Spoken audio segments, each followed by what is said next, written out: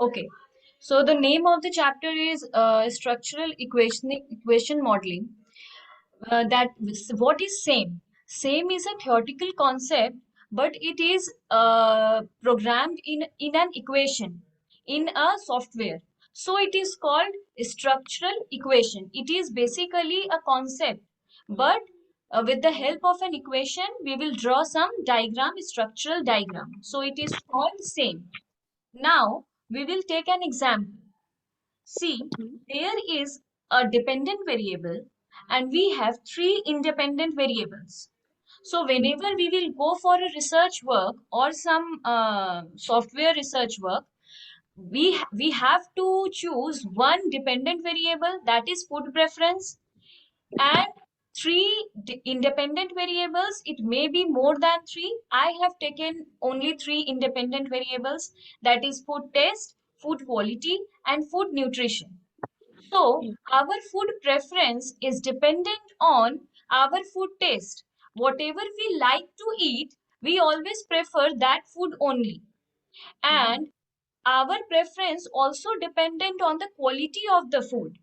When the quality of the food is good, we prefer only that food. And food preference is also dependent on food nutrition. When the food carries nutritional values, we prefer only those food. So we have considered only three independent variables. So food preference is impacted by all the three variables, that is food taste, food quality, and food nutrition. But how much food taste and others like food quality and food nutrition impacting food preference is not known. But we exactly know, but we exactly don't know the real values, numerical values, that by how much like food preference is dependent on food taste, like by how much amount, like 20% or 30% or by which amount. So we need to find the numerical values of the dependency. Like we want to know the exact numerical values, by how much food preference is dependent on food taste, by how much food preference is dependent on food quality, and by how much food preference is dependent on food nutrition. So first we need to find this value, this estimation. Now, same is also called causal modeling. Why? Where we are showing impact. Here we will find by how much these variables are impacting food preference. So in same, we also come to know the correlation between the factors. What is factors? These independent variables are called factors. So whenever we find the word factors, we have to understand factors means independent variables. So first, why we do the same? Like if any student will ask a question like this question, why we use same? The answer is, first, we want to know that by how much amount, by how much numerical value, the food preference is dependent on food taste, by how much it is dependent on food quality, and by how much it is dependent on food nutrition. First, we need to find this thing. What is the second requirement of same? Second objective of same can find the relationship between factors, the relationship between independent variables. Like, is food taste and food quality is interrelated? Is food quality and food nutrition is interrelated? Is food taste and food nutrition are interrelated? Like, is there any relationship between dependent variable? So we can find two things by doing same. Now, food taste to food quality to food nutrition, and food taste to food nutrition. All the three with each other. Now we will make a regression equation. Now we will estimate. Whenever the word estimation comes, regression will come in the picture, because we know regression means estimation. When we estimate something, we use regression. So regression equation will be, the basic regression equation is y equal to a plus bx. But here two independent variable is there. one dependent variable, so it is y, that is food preference, and three independent variables, so x1, x2, x3, and these are its coefficients. Coefficients means values which we need to find. Now, when this equation is shown as a diagram, it is called same. Now, in regression, we use this equation, that is regression equation. But when we present this equation in a form of a diagram, we call it same. So, same is nothing but the diagram of regression equation. Now, these four variables are called observed variables. We have four variables, one dependent variable and three independent variables. So we have total four variables in our example. Now, these four variables are called observed variables. Why observed variables? Because whenever we uh, form a questionnaire, like if we will form a questionnaire on some restaurants, so we will collect 100 respondents, 100 uh, customers of a restaurant, and we will get into that restaurant and we will ask by one and one customer randomly. We will ask the question like, what is your food preference? How you prefer the food, according to food taste, according to food quality, or according to food nutrition. Different customers will answer in a different way. Like if you will ask me that how I prefer some food, I prefer the food according to food taste and food quality. So I will take the like if I go to a restaurant, I always follow the taste and quality. I never look for food nutrition. It is my opinion. But if another customer will answer, no, I only focus on nutrition and quality. Taste doesn't matter for me. So in this way, 100 different respondents will answer you in different way. So how you will make a questionnaire? You have made your questionnaire on the basis of Likert scale.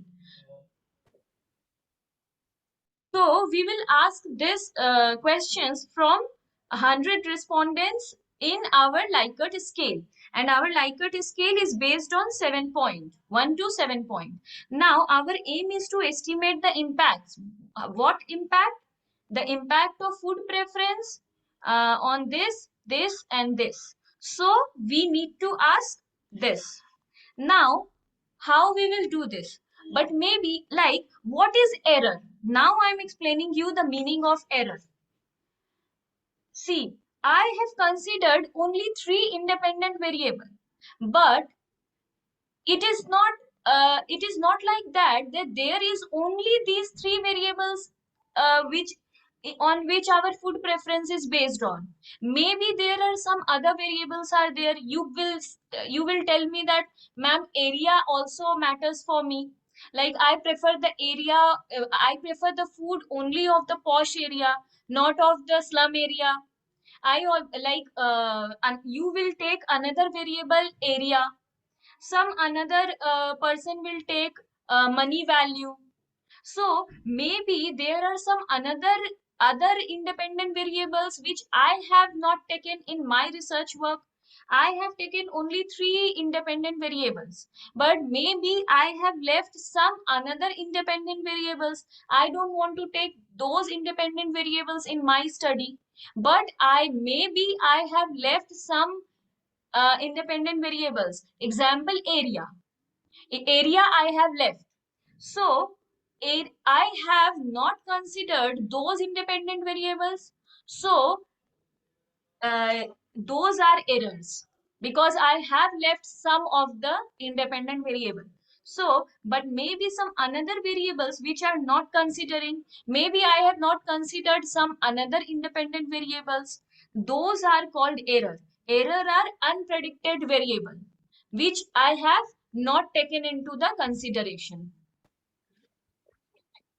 So now we understood the meaning of error, the independent variables which we have, the independent variables which we have forgot to take, or we don't want to take some another independent variable. So we have only taken these three independent variables. So whatever we have left, Whatever we have not considered, those variables are our error. So errors are unpredicted variable, which is denoted by epsilon 1. Now it is presented in a path diagram. What is path diagram? When we put our all the data into the software, say whether it is SPSS or MOS or whatever, on in a on whatever software we will put our data, and when we will run our path diagram, it will give us these values. Like I have my own data and I have put those data into the software, and software has given me these values: 2.92, 4.28 and 2.80. What is this? Like, these are the standardized value. These are unstandardized value. What is unstandardized value estimation and what is a standardized estimation, I will explain further. But for now, just understand, these whatever I have written here, these are unstandardized estimation. But unstandardized estimation is not useful. Just ignore the unstandardized estimation. So these are unstandardized values. So for our conclusion, we have nothing to do with these figures. So we are ignoring all these unstandardized estimation. So now I'm explaining what is the use of standardized estimates. Standard estimates, when we will click on standardized estimates, these values gets changed. What we will get? When we will click on standardized estimate, 0.39 for food nutrition. Here it is 0.29. And when we will click on standardized, software will show us 0.39, 0.27 instead of 0.17, and 0.72 instead of 0.55. So these are the standardized estimates. Now, how we will conclude from standardized estimates? Software will give us these three estimates. Now, therefore, food preference gives high importance to food quality, then food nutrition, and then food taste. Higher to lower, like in descending order. Uh, its value is higher, like 0.72 for food quality. So, most of the people prefer the food according to food quality. Majority people always follow food, matlab prefer food for food quality. Like customers first see the food quality, and then 0.39, then food nutrition, and at the end very few people focus on food taste. This is our conclusion according to standardized estimate. Like most of the people, most of the customers prefer food according to food quality first, then according to food nutrition, and at last they see food taste. So this is our conclusion. Now these estimation are significant or not.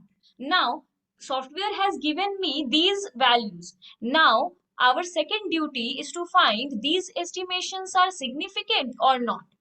For significance, we will see p-value. P-value is also given in the table, output table. When we will run the software, it will give us a output table. On that output table, we will also get p-value. P-value means significance value. If p-value is less than 0.05, then the estimates are significant. Are significant. And those figures which are more than 0.05, those variables are not significant at all. Those are useless independent variables. Now further we will find the correlation between independent variables. Like we want to find that is there any relationship between food nutrition and food taste, food nutrition and food quality, and food taste and food quality. We want to find the relationship between these three independent variables, and how to know the covariance value, and how they are correlated, and by how much amount. Now what we are going to do, we are first we want to know the correlation between the independent variable and which is called covariance. When we will find the when we will find the covariance, like the relationship between food quality and food taste, we will draw an arrow like this. And then we want to find the relationship between food taste and food quality, so we have draw a arrow like this. And then we want to find the correlation between food nutrition and food quality, so we draw a draw an arrow like this. So first we want to correlation between the independent variables, and then how to create covariance between these variables, and to know the covariance value, by how much these are correlated. So these all are unstandardized value.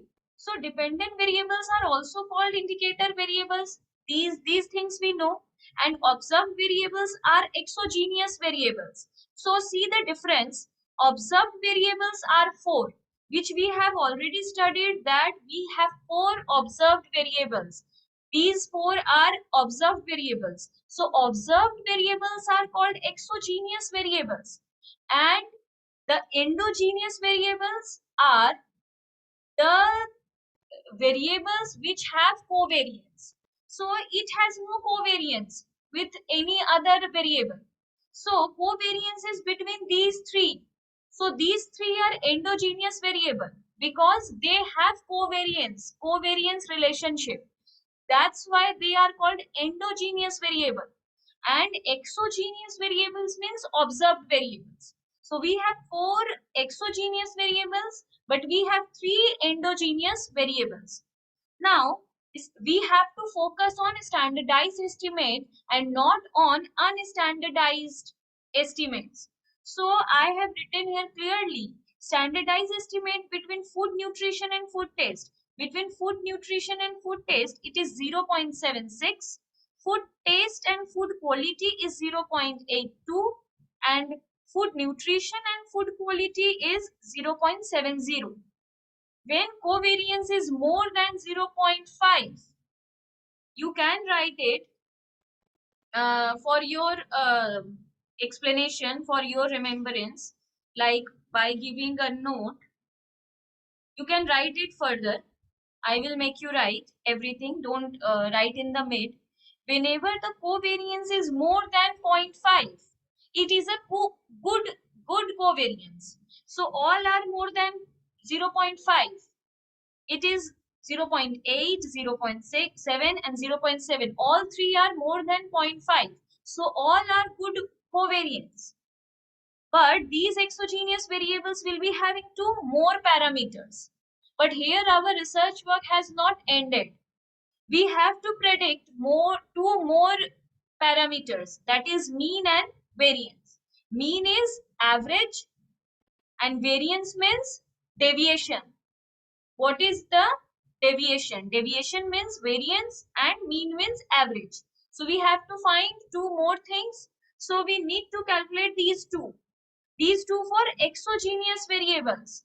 And for endogenous variable, we have to calculate intercept. So when we go to the software and click the button mean, variance and intercept, there is an option to find mean, variance and intercept. We can find these three things with the help of a software. Then software will give us another output table, which will look like this. So first one is mean and another one is variance. I have mentioned these two terms. I want to tell you one more thing. They all are good covariance. Matlab, our independent variables are good. Like there is a good correlation between all these three independent variables. So we have to mention these point also in our research, that we have selected a good independent variable. Okay.